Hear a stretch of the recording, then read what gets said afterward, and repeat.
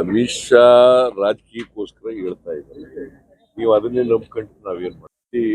ಅಮಿತ್ ಶಾ ಅವರು ನೇಹಾ ಪ್ರಕರಣದಲ್ಲಿ ನಾವು ಇಮಿಡಿಯೇಟ್ ಆಗಿ ಅಕ್ಯೂಸ್ಡ್ ಪರ್ಸನ್ ಅರೆಸ್ಟ್ ಮಾಡಿ ಅಲ್ವಾ, ಅದನ್ನು CID ಕೊಟ್ಟಿದ್ದೀವಿ, ಸ್ಪೆಷಲ್ ಕೋರ್ಟ್ ಮಾಡಿ ಅಕ್ಯೂಸ್ಡ್ ಪರ್ಸನ್ಗೆ ಕಠಿಣವಾದಂತ ಶಿಕ್ಷೆ ಕೊಡಬೇಕು ಅಂತ ಪಬ್ಲಿಕ್ ಪ್ರಾಸಿಕ್ಯೂಷನ್ ಮಾತಾಡಿದ್ದೀವಿ. ಸರ್ಕಾರ ಕಾನೂನು ಪ್ರಕಾರವಾಗಿ ಏನೆಲ್ಲ ಮಾಡ್ಲಿಕ್ಕೆ ಸಾಧ್ಯ ಆಗ್ತದೆ ಅವೆಲ್ಲ ಮಾಡಿದ್ದೀವಿ. ಈಗ ಅದು ಜಿಹಾದ್ ಅಂತ ಹೇಳಿದ್ರೆ ಅವರು ರಾಜಕೀಯಕ್ಕೋಸ್ಕರ ಹೇಳ್ತಾ ಇದ್ದಾರೆ ಅಮಿತ್ ಶಾ. ಹಾಗಾದ್ರೆ ಅಮಿತ್ ಶಾ ಅವರು ಗೃಹ ಮಂತ್ರಿ, ಮಣಿಪುರದಲ್ಲಿ ಯಾಕೆ ಮಾಡಿಲ್ಲ? ಮಣಿಪುರದಲ್ಲಿ you being a home minister ಏನ್ ಮಾಡಿದ್ದೀರಿ? ಸೂಪರ್ಸೀಡ್ ಮಾಡಿದ್ರ? ಚೀಫ್ ಮಿನಿಸ್ಟರ್ ಬದಲಾಯಿಸಿದ್ರ? ಸರ್ಕಾರ ಡಿಸ್ಮಿಸ್ ಮಾಡಿದ್ರ? ನೇಹಾ ಪ್ರಕರಣವನ್ನು ಮುಂದಿಟ್ಟುಕೊಂಡು ಇಲ್ಲಿ ಒಂದು ಹೋರಾಟವನ್ನು ಮಾಡ್ತಾರೆ, ದೇಶದ ಗೃಹ ಮಂತ್ರಿ ಬರ್ತಾರೆ. ಆದ್ರೆ ಇಲ್ಲಿ ಅವರ ಮಿತ್ರ ಪಕ್ಷದ ಪ್ರಜ್ವಲ್ ರೇವಣ್ಣ ಅವರ ದೇಶದ ಅತಿ ದೊಡ್ಡ ಲೈಂಗಿಕ ಹಗರಣ ಅಂತ ಹೇಳಿ ಆರೋಪ ಇದ್ದಾಗಲೂ ಸಹಿತ ಈಗಾಗಲೇ ವಿಡಿಯೋಗಳು ಬಿಟ್ಟಿದ್ದಾರೆ. ಇದ್ರ ಬಗ್ಗೆ ಒಬ್ಬ ಬಿಜೆಪಿ ನಾಯಕನು ತುಟಿ ಬಿತ್ತಿಲ್ಲ ಸರ್. ಬಿಜೆಪಿಯವರು ತಪ್ಪು ಮಾಡಿದ್ದಾರೆ. ಯಾಕಂತಂದ್ರೆ ಮೊದಲೇ ಗೊತ್ತಿತ್ತು, ಬಿಜೆಪಿಯವ್ರಿಗೂ ಗೊತ್ತಿತ್ತು, JDS-ನವ್ರಿಗೂ.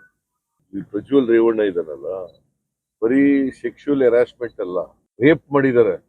ವಿಕ್ಟಿಮ್ ಒಬ್ರು ರೇಪ್ ಆಗಿದೆ ಅಂತ ಹೇಳ್ಬೇಕಾದ್ರೆ ಸುಳ್ಳು ಹೇಳ್ತಾರ ಹೆಣ್ಮಗಳು? ಅವಳ ಜೀವನ ಹಾಳಾಗಲ್ವಾ? ಆಗಿರ್ತಕ್ಕಂಥ ಹೆಣ್ಮಗಳು ಬಹಿರಂಗವಾಗಿ ನಂಗೆ ರೇಪ್ ಮಾಡಿದ್ದಾರೆ ಅಂತ ಹೇಳ್ಬೇಕಾದ್ರೆ ಅದನ್ನ ನಂಬ್ಕೋಬೇಕು, ಒಪ್ಕೋಬೇಕಾಗ್ತದೆ. ನಡೀತಿಲ್ಲ, presumption ಒಪ್ಕೋಬೇಕಲ್ಲ.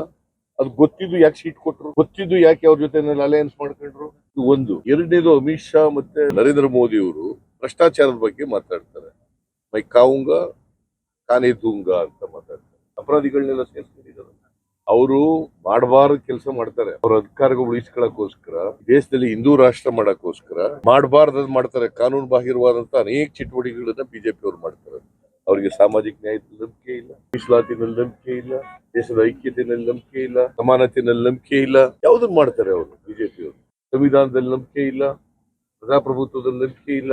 They are against constitution, they are against democracy, they are against parliamentary system. ಅಮಾಯಕರಿಗೆ ಕಿರುಕುಳ ಕೊಡೋದೇ ಅವ್ರ ಉದ್ದೇಶ. ಆ ಮೂಲಕ ಸಮಾಜ ಡಿವೈಡ್ ಮಾಡೋದು ಅವ್ರ ಉದ್ದೇಶ. ದೇವೇಗೌಡರು, ಕುಮಾರಸ್ವಾಮಿನೂ ನಿನ್ನೆ ಅವ್ರ ಮನೆಗೆ ಲಾಯರ್ಗಳು ಕರೆಸಿ ಯಾಕೆ ಚರ್ಚೆ ಮಾಡಿದ್ದಾರೆ?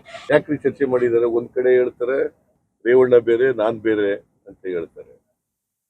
ದೇವೇಗೌಡರಿಗೂ ನಮಗೂ ಇದಕ್ಕೆ ಸಂಬಂಧ ಇಲ್ಲ ಅಂತ ಹೇಳ್ತಾರೆ. ಅದು ಚುನಾವಣಾ ಪ್ರಚಾರಕ್ಕೆ ಹೋಗಿದ್ದಾಗ ಪ್ರಜ್ವಲ್ ರೇವಣ್ಣ ಬೇರೆ ಅಲ್ಲ, ನನ್ನ ಮಗ ಬೇರೆ ಅಲ್ಲ ಅಂತ. ಅವ್ರು ಮಾಡೋದೆಲ್ಲ ಒಟ್ಟಿಗೆ ಮಾಡೋದು, ರಾಜಕೀಯ ಮಾಡೋದು ಒಟ್ಟಿಗೆ, ಕುಕೃತ್ಯ ಮಾಡೋದು ಒಟ್ಟಿಗೆ. ಜರ್ಮನ್ ದೇಶದಿಂದ ಮತ್ತೆ ದುಬೈಗೆ ಎಸ್ಕೇಪ್ ಮಾಡ್ತಿದ್ದಾರೆ. ಯಾವ ದೇಶದಲ್ಲಿದ್ರು ಕೂಡ ಅಲ್ಲಿಂದ ಹಿಡ್ಕೊಬರ್ತೀವಿ. ನಾನು ಅದಕ್ಕೆ ಪ್ರೈಮ್ ಮಿನಿಸ್ಟರ್ ಪತ್ರ ಬರೆದಿದ್ದೀನಿ. ಅವ್ರು ಡಿಪ್ಲೊಮ್ಯಾಟಿಕ್ ಪಾಸ್ಪೋರ್ಟ್ ಕ್ಯಾನ್ಸಲ್ ಮಾಡಿ ಅಂತ. ಪಾಸ್ಪೋರ್ಟ್ ಕ್ಯಾನ್ಸಲ್ ಆದ್ಮೇಲೆ ಇರಕ್ಕಾಗಲ್ವಲ್ಲ ವಿದೇಶದಲ್ಲಿ? ನಮ್ ದೇಶಕ್ಕೆ ಬರ್ಲೇಬೇಕಲ್ಲ, ಪ್ರಧಾನ ಮಂತ್ರಿ ಮಾಡ್ಲಿ. ಈಗ ವಿದೇಶಕ್ಕೆ ಹೋಗ್ಬೇಕಾದ್ರೆ ಕೇಂದ್ರ ಸರ್ಕಾರಕ್ಕೆ ಗೊತ್ತಿಲ್ಲ ಹೋಗಕ್ಕಾಗತ್ತಾ? ಕದ್ದು ಹೋಗ್ಬೇಕಾದ್ರೆ, ಯಾರಾದ್ರೂ ಹೋಗ್ಬೇಕಾದ್ರೆ ಪಾಸ್ಪೋರ್ಟ್ ಎಲ್ಲ ಚೆಕ್ ಆಗ್ಬೇಕು, ವೀಸಾ ಎಲ್ಲ ಚೆಕ್ ಆಗ್ಬೇಕು, ಯಾವ ದೇಶಕ್ಕೆ ಹೋಯ್ತಾರೆ ಅಂತ ಗೊತ್ತಾಗಬೇಕು, ಯಾರ್ಯಾರು ಹೋಯ್ತಾರೆ ಅಂತ ಗೊತ್ತಾಗಬೇಕು. ಹಾಗಾದ್ರೆ ಯಾರು ಈ ದೇಶಕ್ಕೆ ಬಂದ್ಬಿಡ್ಬೋದಾ? ಇವ್ರಿಗೆ ಗೊತ್ತಿಲ್ದಿರ ಬರಕ್ ಆಗ್ತದೇನ್ರಿ? ಕೇಂದ್ರ ಸರ್ಕಾರವೇ ಈ ಆರೋಪಿನ ರಕ್ಷಣೆ ಮಾಡ್ತಾ ಇದೆ. ರಕ್ಷಣೆ ಮಾಡ್ತಾ ಇದ್ದಾರೆ. ಪ್ರಜ್ವಲ್ ರೇವಣ್ಣನ ರಕ್ಷಣೆ ಮಾಡ್ತಾ ಇರೋರು ಕೇಂದ್ರ ಸರ್ಕಾರ.